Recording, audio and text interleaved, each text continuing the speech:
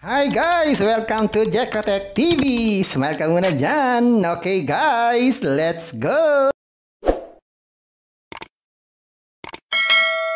Hello guys! Welcome back again to my channel. Ito guys, nagbabalik agad tayo dito sa Hertz application para subukan natin withdrawin yung libreng 150 pesos. Sabi kasi nila, pwede na daw withdrawin yun. So susubukan natin para malaman natin dahil ating mga kaibigan na nagtatanong at pinasusubukan sa atin na withdrawin yung 150 pesos. Kaya narito tayo. Tayo po ay mag-withdraw. Pero bago yan, baka naman di ko pa kayo friend sa YouTube, please click the subscribe button and also the bell button para naman ma-notify ko kayo kung meron akong bagong video. And also share and like sa mga mahilig kumita ng free online at sa mga nandyan na gusto lamang magsuri, pwede rin mag-register, magsuri. Maganda nga yan, marami nagsusuri. Sari-saring application na lumalabas sa ating internet world. And again, dito commercial para sa Hertz app. Sa dyan lang, sinusuri natin pati ang ating withdrawal system para malaman natin kung pay ang isang application o hindi. Kaya mag-withdraw na tayo! So yan guys, ito yung ating account.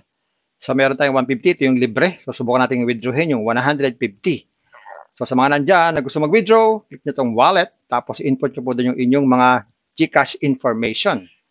Nasa unang video ko yan kung paano ginagawa yung wallet. So click natin itong withdraw. Palagay tayo dito, 150. So sa rules, sabi dito, minimum withdrawal 100. Withdrawal time 10 to 6. At may bawas pang 10%. Okay, click natin itong confirm. So sabi dyan, withdrawal amount 150 being reviewed. The actual amount will be credited to your bank account 135. So binawasan na nila ng 10%. So creation time, yan, August 30, 2:39, payment order. Expected to be verified before 24 p.m.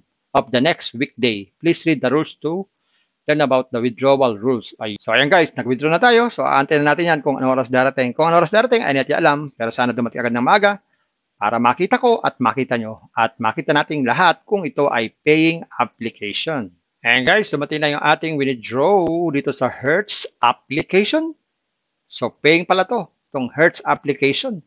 So pakita ko sa inyo yung text at saka yung GCash transaction. Ito po. So ito po yung GCash transaction. Na-receive natin 135 pesos, August 30, 2023, 2:54 p.m. Sa inbox message naman po. Sa inbox message po, ganun din, 135 pesos. Na-receive natin today, 2:54 p.m.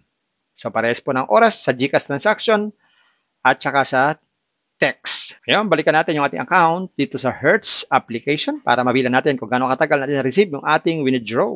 So, punta tayo sa withdrawal record. Ayan, ito po yung ating withdraw. 150 po ang ating withdraw. Pero may bawas po yan 10%, kaya naging 135 na lang ang ating marireceive.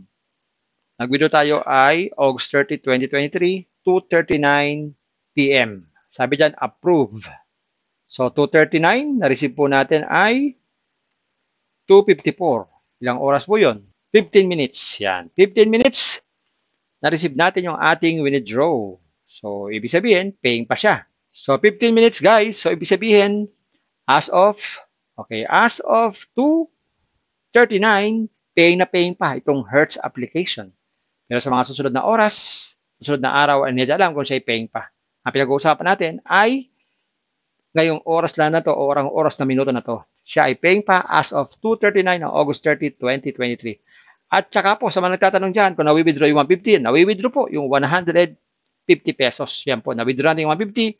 Kaya lang, binawasan po ng 10%, kaya naging 135 na lamang po. Pero guys, lagi ko reminder sa inyo, hindi porket nag-invest ako dito, nakapag-withdraw din, ay gagawin nyo na rin basihan upang kayo mag-invest. Huwag muna. Mag-isip-isip mo na rin, think twice, mag-search bago mag-invest, and invest at your own risk, invest what you can afford. Tulusyon lamang po sobrang pera ang ating invest.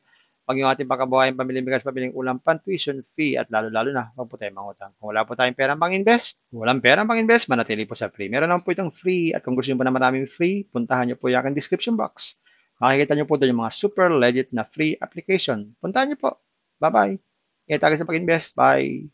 Hi guys! Welcome to Jekotech TV! Smile ka muna dyan! Okay guys, let's go!